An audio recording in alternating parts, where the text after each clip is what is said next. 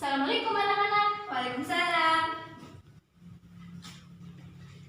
Nah, sebelum pembelajaran ini dimulai, alangkah baiknya kita berdoa kepada ketua kelas. Mari dipimpin. Berdoa mulai. Selesai. Nah, sebelum kita memasuki pembelajaran kali ini, Ibu akan absen terlebih dahulu ya. Ada yang tidak masuk hari ini? Hadir semua. Alhamdulillah, semoga kita tetap sehat selalu ya. Ya. Sebelum pembelajaran ini dimulai, Ibu mempunyai jargon semangat untuk kalian belajar. Kalau Ibu bilang semangat pagi, kalian bilang semangat, positif, bahagia, luar biasa. Tuh kan, oke, seperti itu ya. Harus semangat dong. Semangat pagi, semangat, positif, bahagia, luar biasa. Tuh kan, keren. Nah, seperti itu ya. Udah semangat sekarang? Sudah. Harus semangat dong. Nah, pada pembelajaran kali ini, sebelum dimulai, alangkah baiknya kita mengucapkan basmalah. Bismillahirrahmanirrahim. Nah, pada pertemuan pertama ini, Ibu akan membahas tentang aktiva tetap. Ada yang tahu nggak apa itu aktiva tetap? Ibu, Ya, silakan Milan. aktiva tetap adalah kekayaan perusahaan yang sifatnya tetap. Ya, bagus ya jawabannya. Ada lagi? Cukup. Ya, Ibu jelaskan ya, apa itu pengertian aktiva tetap? Aktiva tetap adalah aktiva atau kekayaan yang dimiliki oleh perusahaan yang bersifat permanen dan digunakan untuk kegiatan normal perusahaan yang mempunyai jangka waktu panjang serta mempunyai nilai material yang tinggi. Kegiatan normal perusahaan itu untuk menghasilkan barang atau jasa. Aktiva tetap juga mempunyai relatif signifikan atau relatif penting di dalam perusahaan tersebut karena untuk menghasilkan barang atau jasa, misalnya tanah dan bangunan itu tempat produksinya untuk menghasilkan barang atau jasa. Yang kedua itu mesin dan peralatan lainnya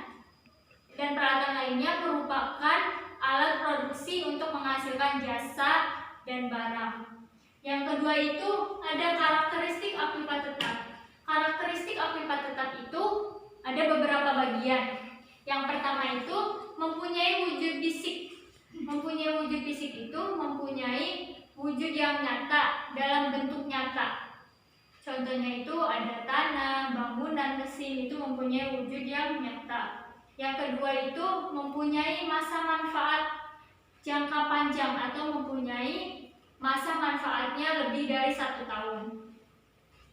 Yang ketiga itu tidak untuk diperjualkan kembali karena aktiva tetap ini digunakan untuk kegiatan operasional perusahaan. Yang keempat itu mempunyai nilai material. Maksudnya nilai material itu aktiva tetap tersebut mempunyai nilai yang cukup tinggi. Contohnya itu harga tanah, mesin, kendaraan, itu mempunyai nilai material yang cukup tinggi. Nah, yang ketiga itu ada penggolongan aktiva tetap. Penggolongan aktiva tetap itu dibagi menjadi 3 bagian. Yang pertama itu menurut sudut pandang substansinya, yang kedua menurut menurut umur ekonomisnya, yang ketiga menurut sudut pandang penyusutannya. Yang pertama itu akan dibahas menurut sudut pandang substansinya. Dibagi menjadi 2, ada aktiva berwujud, aktiva tetap berwujud, dan aktiva tetap yang tidak berwujud. Aktiva tetap yang berwujud itu contohnya tanah, bangunan, mesin, kendaraan. Dan yang tidak berwujudnya itu seperti ada hak cipta, hak paten, hak merek, itu yang tidak mempunyai wujud fisik. Yang kedua itu sudut pandang penyusutan. Nah, sudut pandang penyusutannya itu dibagi menjadi 2. Ada yang tidak bisa disusutkan, ada yang bisa disusutkan. Yang tidak bisa disusutkan itu contohnya tanah. Yang bisa disusutkan itu ada mesin, terus bangunan, kendaraan, itu bisa disusutkan. Yang ketiga itu sudut pandang umur ekonomis. yang dibagi menjadi 3 bagian. Yang pertama itu akpipah yang berwujud yang mempunyai masa kegunaannya tidak terbatas. Contohnya itu tanah, bangunan, gudang, kantor. Yang kedua itu akpipah berwujud yang masa kegunaannya terbatas dan dapat digantikan dengan akpipah sejenis apabila masa kegunaannya telah habis. Contohnya itu mesin, perlengkapan, kendaraan, dan lain sebagainya. Yang ketiga itu akpipah berwujud yang masa kegunaannya terbatas dan tidak dapat digantikan dengan akpipah sejenis apabila masa kegunaannya telah habis. Contohnya itu hasil kekayaan alam atau sumber alam, contohnya perkebunan, hasil tambang, dan yang lainnya. Nah, bisa jelaskan pada hari ini, ada yang ingin ditanyakan? Ibu, Ya, silakan Melan. kenapa akpipah tetap digolongkan ke dalam perusahaan? Ya, bagus ya pertanyaannya. Kenapa sih akpipah tetap itu perlu digolongkan?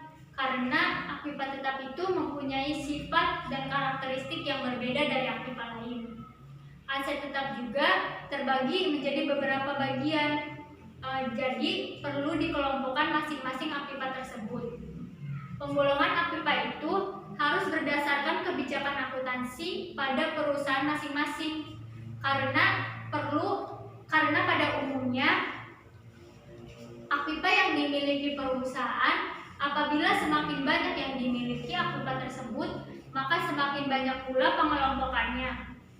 Nah, nominal dan nilai akpipah tetap itu relatif signifikan dan jenis serta bentuknya juga cukup beragam, sehingga perusahaan harus berhati-hati dalam proses penggolongannya.